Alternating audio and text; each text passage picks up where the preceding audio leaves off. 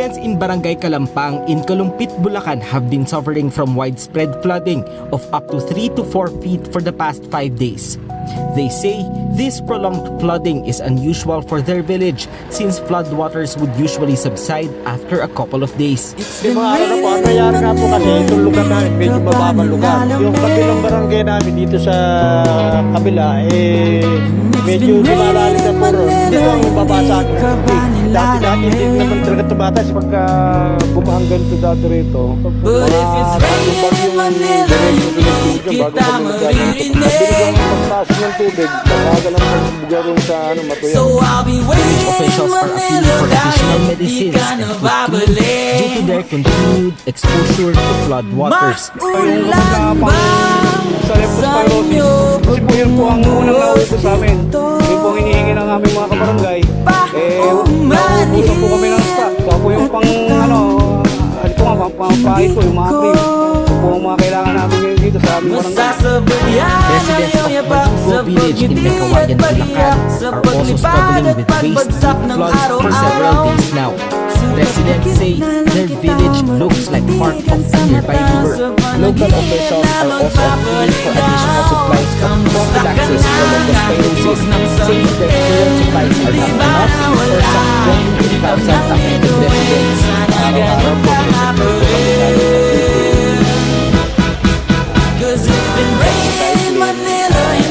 ka ba nilalamig? Mahirap bang mag-isa?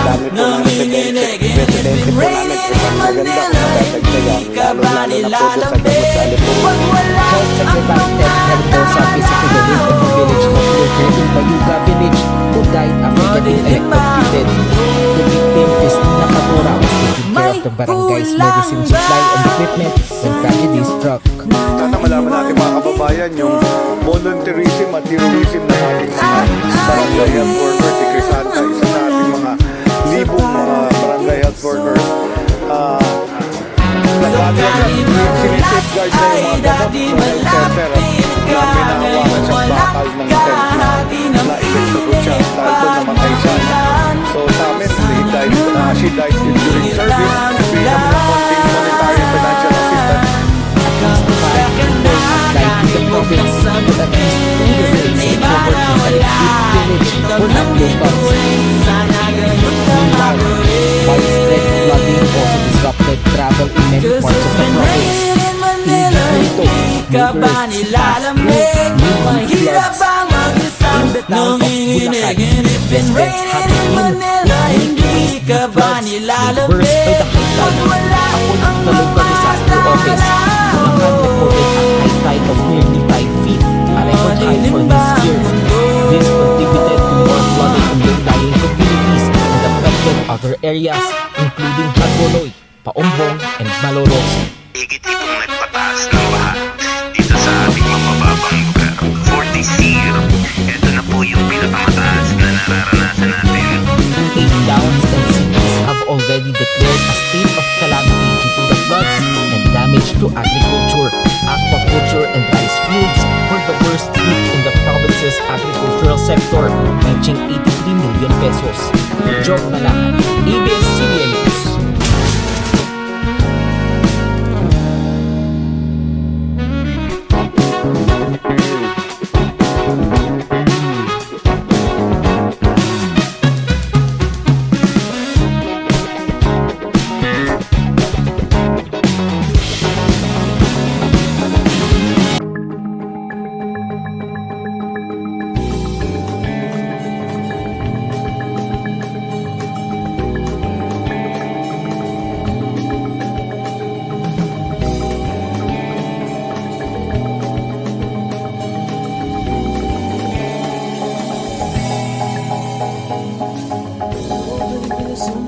Bilisan mo takbo.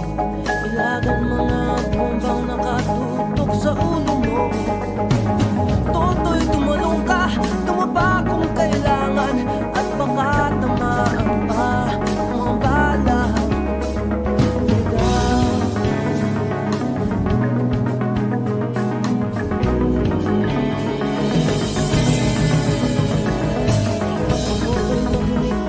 Huwag kang magpagod. Kapag ka walang sa tabi. Totoy, ano mo ba kung ano ang punot-dulot nang di matapos na maguluhan? Hindi pula't dilaw, tunay na magkalaban. Ang kulay at tatak ay di siyang dahilan. Hanggat marami ang lumpok sa kahirapan, at ang hustisya ay para lang sa mayaman. Habang may nagsulok at sila ang nasa tuktok, di matatapos ang mundo.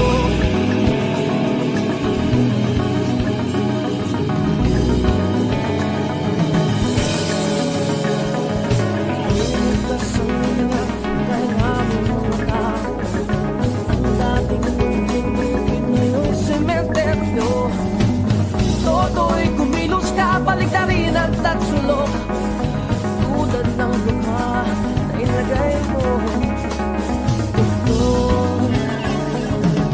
Hindi pula't dilaw, tunay na magkalaban. Ang kulay at tatak ay di siyang dahilan.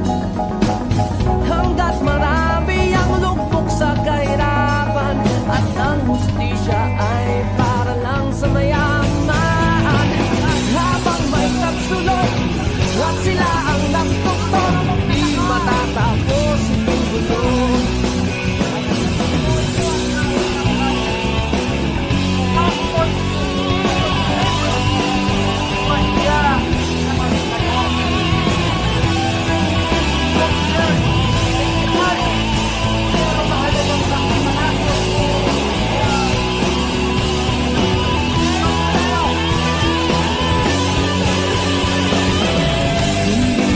Dilaw, tunay na magkalaban.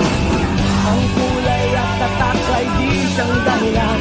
Mamaya pong hapon sasaling kami sa pagkilos ng taong simbahan sa ilalim po ng Diocese of Malolos, NCCP, UCCP, IFI at ang mga kababayan natin. Sa darating po September 21, kasama po ang mga magsasaka, ang mga mangisda, ang mga Bulakenyo doon sa Luneta upang nang sa gayon malakas na registro, tama na, sobra na, ikulong ang mandarambong at magnanakaw.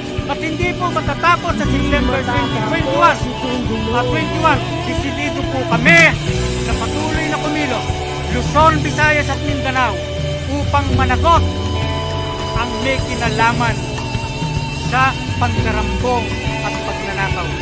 At siyempre kasama po yung mga kontraktor, yung mga engineer, kasama si former DPWH Secretary Manny Bonoan. Hindi naman ho bago no, yung mga issue ng korupsyon sa pamahalaan, pero gaano makatungkulan yung nangyayari ngayon, nakita natin yung pagpapatasa ng ilang mga kontraktor.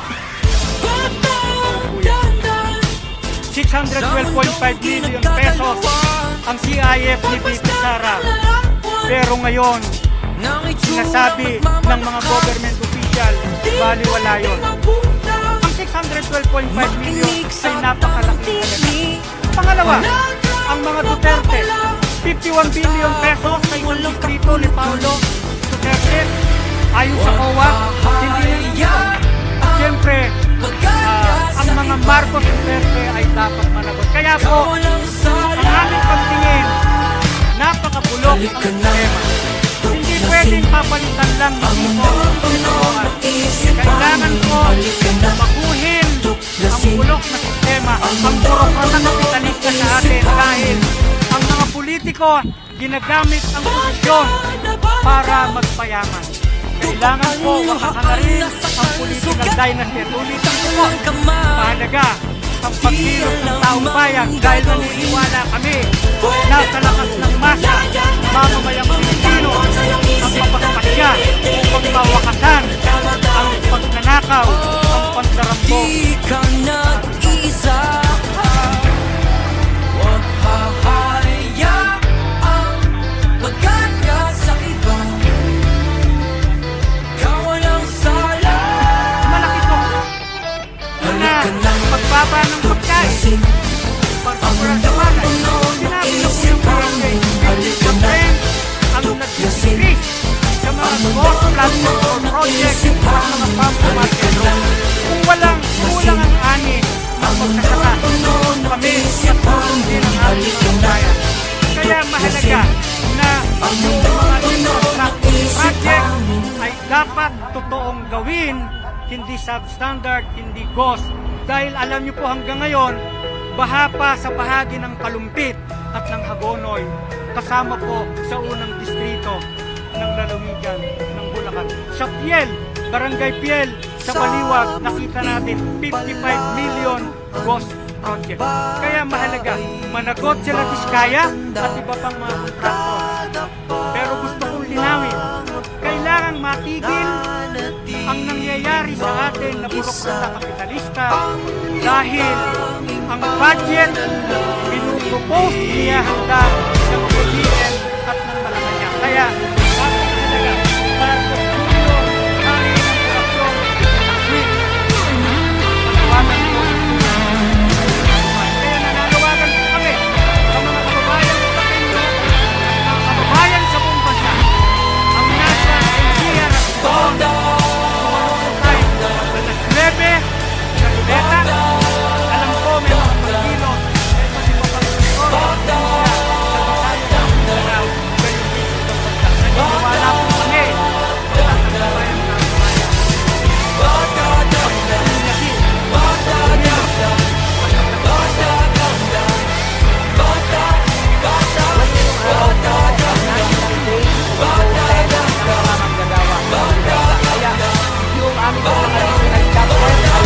rin na nagsasagawa ng mga protesta buong araw, depende sa oras ng availability nila. Kaya National Day of Protest po ito.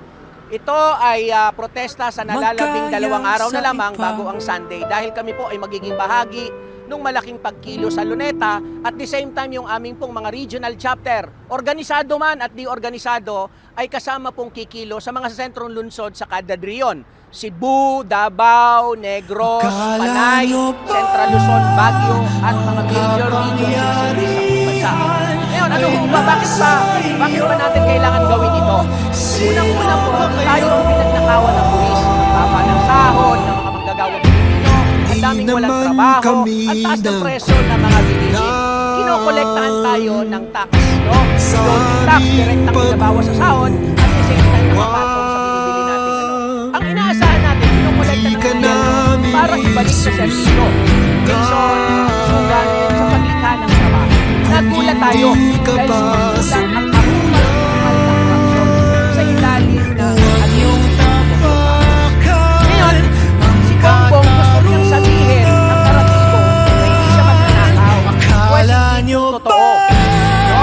Bongbong Marcos po ang sinasabi. Bongbong Marcos ay nasa iyo. Sino ba yun?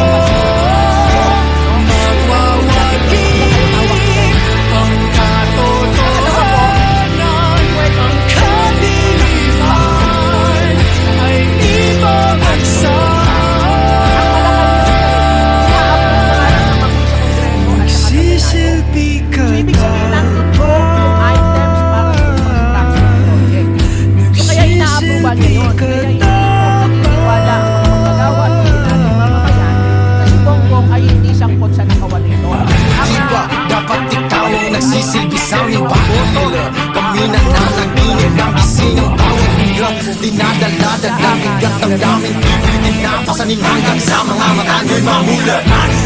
Sigaw na sumasalamin sa sumpa niyong magsibisa. Aming tuluyan na wala ng visa. At sinapulot di sinapuso bilang ng buhay ng tao. Ang mga hari-hari at pagkalaki ng mga ulo. Nakilimutan na hawak-hawak namin ang inyong trono. Naririnig ko pa ba kung pangako na ako dahil sa korona sa ulo nyo. Di na magpapaalisin pa sa mga rehas mo. Di mabubuwag ng kahit anong masinta. Ang katotohanan ko. Di mo na malay ang lumipad. Di mo na makuha.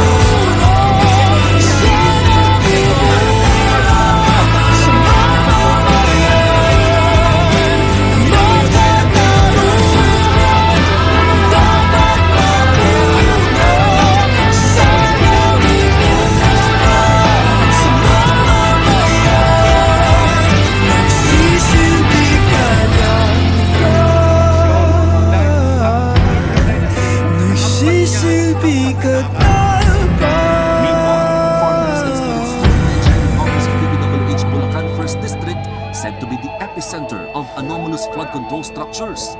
They defaced a project billboard with mud to symbolize their disgust over those involved in ghost projects. Kailangan po makulong sila dahil sila milyon-bilyon pero kami mga magsasaka, gutom, hirap. Hindi namin alam saan kami kukuha pagkain sa araw-araw. Akala nyo ba In Laguna, students of the kapangyarihan ay nasa inyo? Sino ba kayo? Di naman kami sa aming pagbubuhay. Di ka namin isusukan kung hindi ka pa sumpulan. Huwag niyong tapakan ang katarungan. Akala niyo ba ang kapangyarihan ay nasa inyo? Sino ba kayo? Magwawagi ang katotohanan, ang kadiliman ay ibabagsak. Nagsisilbi ka dapat, nagsisilbi ka dapat.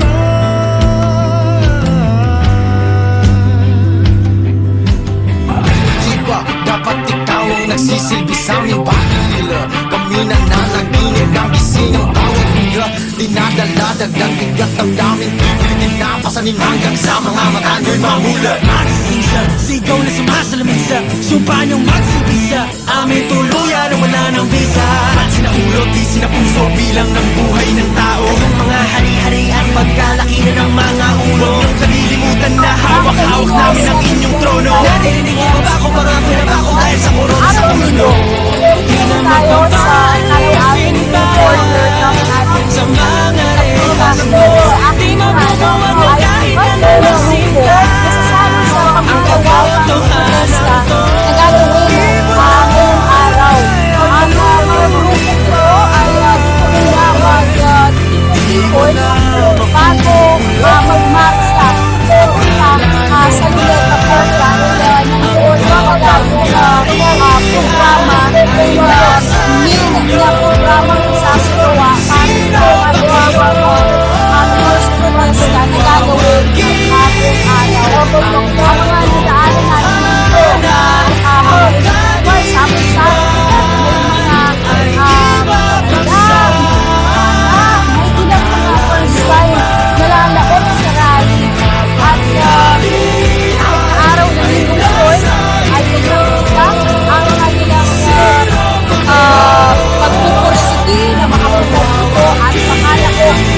ayon nga sa ibang nakausap natin,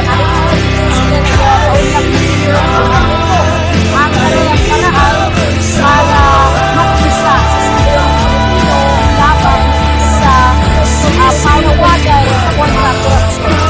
Nakakagalit lang bilang iskolas ng bayan na may mga pondo na kinukurakot ng mga politiko.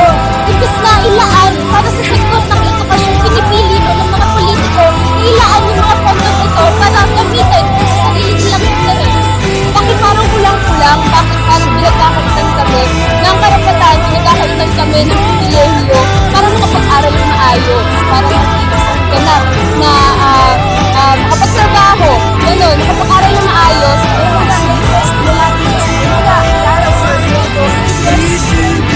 ang ating nakausap na nagpaalala sa publiko na sasama sa rally na kung maaari, iwan na lang ang mga mamahaling gamit at dalhin lamang ang mga essentials dahil baka umanong mawala pa o makaligtaan sa haba ng magiging lakaran ngayong araw. Nabanggit rin ng mga otoridad na huwag magdala ng kahit na anong klaseng patalim. Karen Alvin, ang higit 100 pulis na nakadeploy sa People Power Monument ay paniguradong madadagdagan pa ngayong araw sa inaasahang pagdami ng mga tao. Sa Camp Aguinaldo Gate 4, bandang alas 3:30 ng madaling araw ay naabutan namin na nakalatag ng kanilang ginawang pansamantalang higaan ang mga miyembro ng United People's Initiative.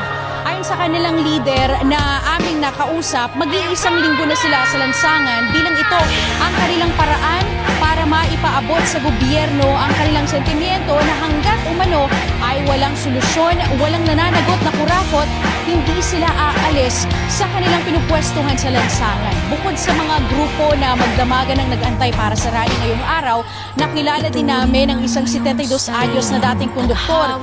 Lumuwas pa galing Calamba, Laguna. Kwento niya, ni hindi siya nakapagpaalam sa kanyang pamilya, naluluwas siya. Basta sinakay na lang niya ang kanyang bisikleta sa bus galing Laguna, bumaba ng Buendia at nagbisikleta tungong Luneta. Ayon sa kanya, sa edad niya nito, 72 years old, kahit first time, kahit medyo nakakapagod, hindi na daw niya makayanan na magkibit-balikat sa nangyaring katiwalian sa gobyerno ng Pilipinas. Kaya siya ay lalahok sa malawakang pagkilos.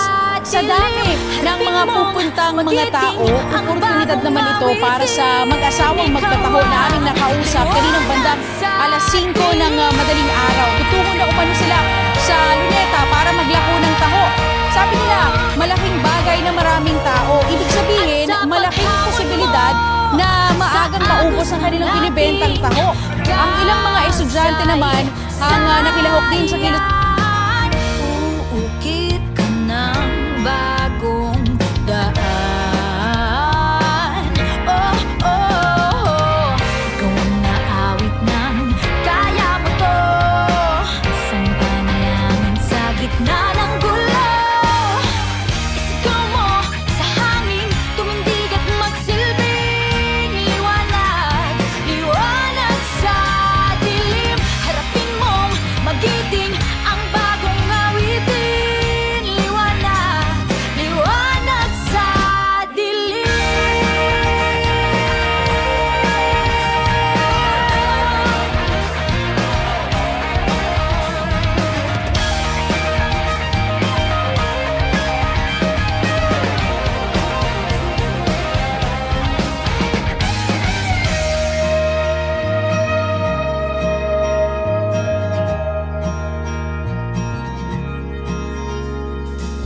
Isigaw mo sa hangin, tumindig at magsilbi. Harapin mong magiting ang bagong awitin. Liwanag! Isigaw mo sa hangin, tumindig at magsilbing liwanag. Liwanag sa dilim, harapin mong magiting ang bagong awitin. Ikaw ang liwanag sa dilim.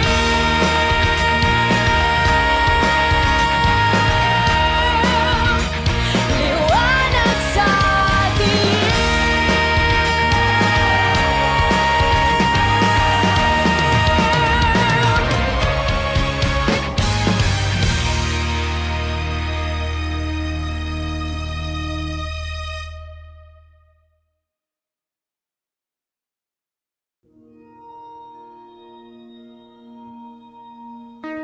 Huwag kang mabahala, ikaw ay mahalaga.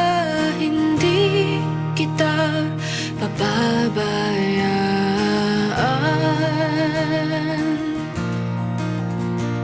Hindi tayo naiiba at sana'y paniwalaan na pipiliin ka araw-araw.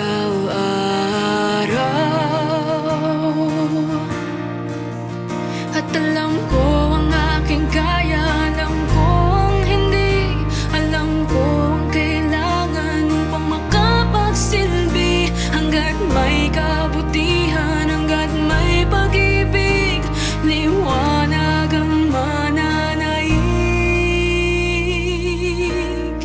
At hindi ko may papangako ang kulay rosas ng mundo para sa'yo.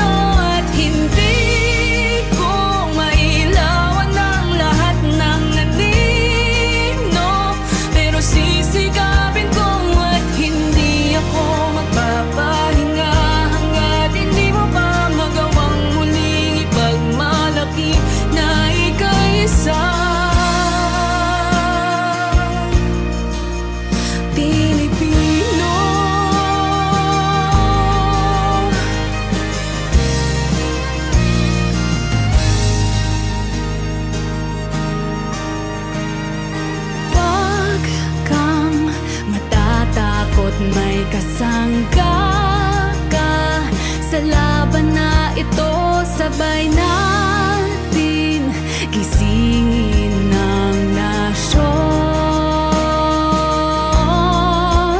At alam ko ang aking kaya, alam ko ang hindi, alam ko ang kailangan upang makapagsilbi. Hanggat may kabutihan, hanggat may pag-ibig, liwanag ang mananaig. At hindi ko may papangako ang kulay rosas na mundo para sa'yo. At hindi ko may ilawan ang lahat ng anino, pero sisikapin ko at hindi ako magpapahinga hanggat hindi mo pa magawang muling ipagmalaki na ika'y isang Pilipinong may pusong sagutin ang tugon, Pilipinong may tapang na muling bumangon, Pilipinong buo ang paninindigan, alam ang tama at totoo. Samahan mo ako.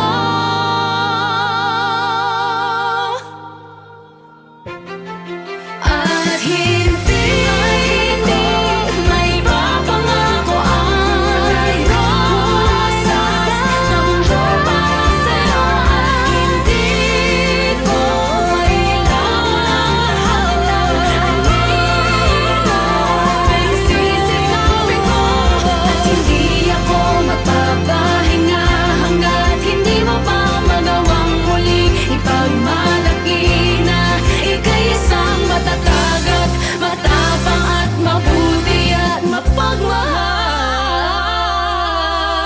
na Pilipino. Pilipino.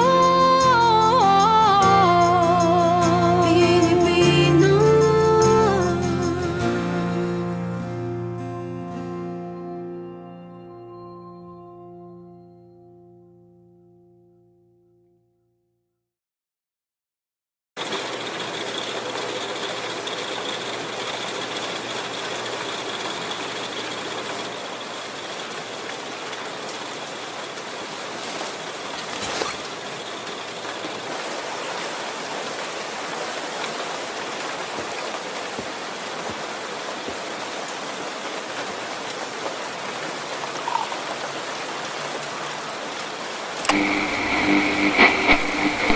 Good morning mga kababayan. Oras ng udyat, 32 minuto makalipas ang alas 9 ng umaga. And as of today, it's been raining in Manila for the past 1,427 days. At hindi pa rin alam ng mga eksperto kung kailan ito hihinto. Dear viewer, I really appreciate your support.